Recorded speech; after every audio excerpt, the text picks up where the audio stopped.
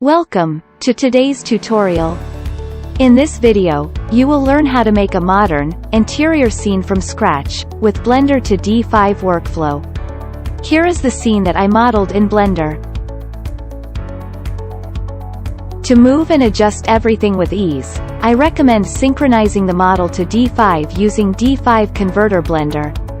Click the Sync button, then the model will be imported into D5 in a blink. To have lights from outside come into the room, press shortcut key I and choose the transparent material template for the glass. Then let's adjust the natural lighting.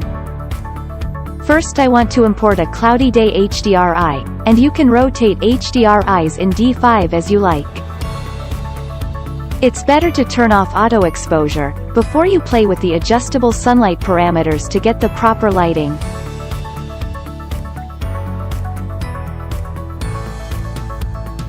Then comes artificial lighting, which is a must for interior spaces. I'm adding a rectangular light, shortcut key 4. Then scale it up to make the light big enough to reach the whole room.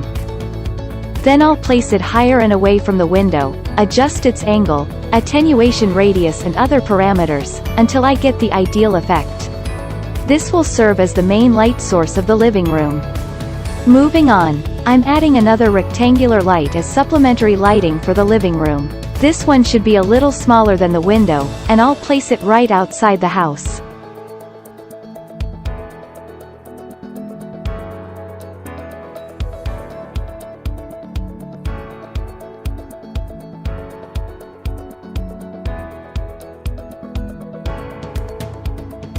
Press the shortcut key I to activate Material Picker, and click on the surface of a model to activate Material Editing tab on the right. As for the wooden floor, I'd like to make the natural wood texture more obvious, so I inserted a roughness map from Quixel into base color, and adjusted its UV, to make it look more realistic. You can also choose from D5 Material Library. The Batch Import PBR Textures feature in D5 is of great use, for it allows you to import multiple maps into corresponding slots all at once, which will spare you a lot of time. Here I multi-selected the albedo, AO, displacement, normal, and roughness maps for the concrete material of the ceiling. And they are successfully recognized and imported, so I'll just adjust the UV for it. You can always reuse the materials you've already adjusted, to speed up the work. You see, I'll just press the shortcut key I, and click the ceiling, press shortcut key O, to apply the ceiling's material to this part of wall near the ceiling. With D5 Converter Blender, you'll be able to synchronize the furniture to D5, in D5A format. Once you've placed the furniture in the right spot, you can then work on material adjustment. As I've mentioned, try Batch Import PBR Textures feature as a time-saving tool. For the surface of this coffee table, I applied a light gray plaster texture to it.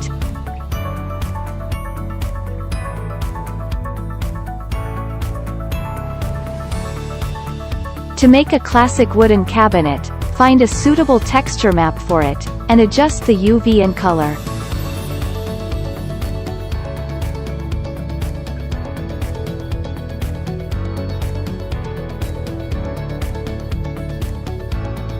Once this part is done, you can copy and paste the material for other parts of the kitchen cabinet. When it comes to the metal tap, pay attention to the metallic parameter. I usually pull it to the far right, and set the base color lighter and adjust the saturation and roughness a little. It works similarly on door handles and the sink.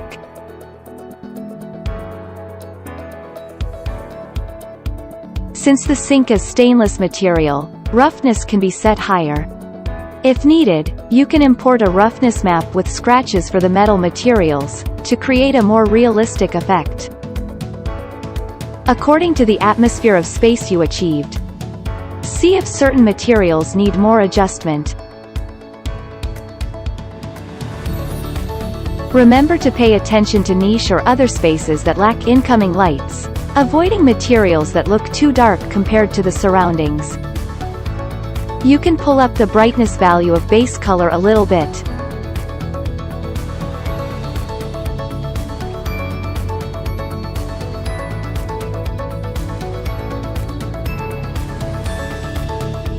Here I'll apply some of the ready-to-use materials elsewhere. The material of cabinet even works well on the chair. Feel free to apply it wherever it fits. The other furniture also needs some adjustment. There's no strict rule to follow, just try to make everything blend into the whole space and atmosphere.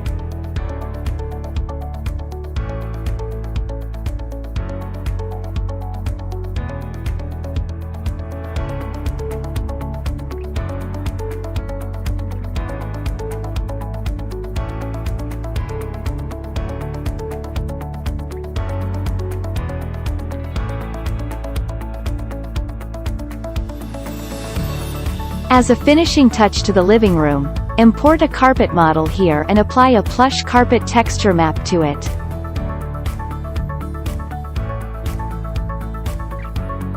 I'll also add a base color map and a normal map for it, to achieve a realistic rug effect. When placing chairs or other parts of furnishing, you can switch to top view and turn on wireframe mode to get a clear view of the space as you do in CAD software.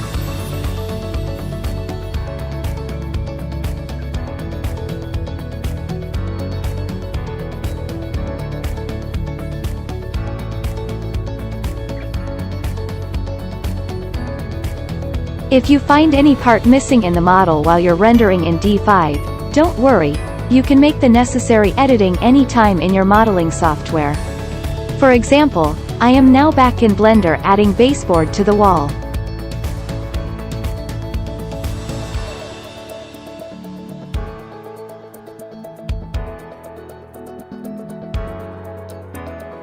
I tend to turn on round corner for this part. When it's done, I start the live sync and continue my work in D5. Select the track lights on the ceiling with Material Picker, to adjust its settings. Turn on emissive, and give it a warm to medium color temperature of around 3000 kelvins. For other emissive lights, you can adjust them the same way. Alright, let's move on to adding light sources. I added a spotlight, shortcut 2, with cone angle set at max, to expand the range of lighting. With 3 copies of it, I now have 4 spotlights in the shape of a square. Group these 4. Drag this light group to the window and adjust it to fill the living room, with soft and beautiful lighting. You can refer to my parameters for this scene.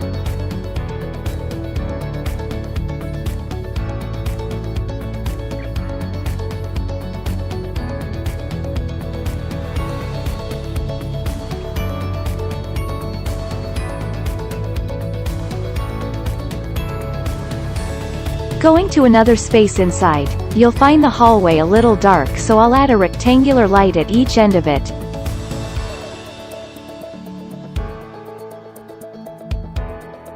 And observe the lighting from inside the living room, to see the results as I adjust the lights. Considering lights from here are not the main lighting, I'll set an appropriate intensity value and attenuation radius for it.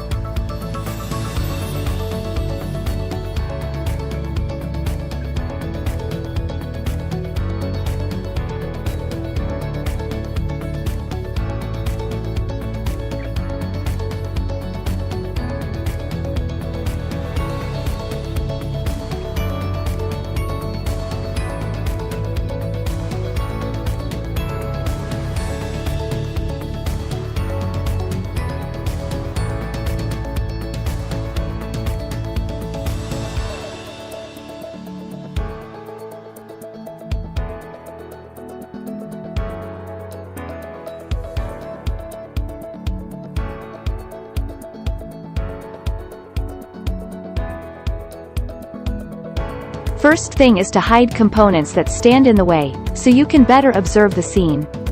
I choose the classic one-point perspective. For field of view, depth of field and other camera settings, adjust them according to the scene you're dealing with. It's time for output.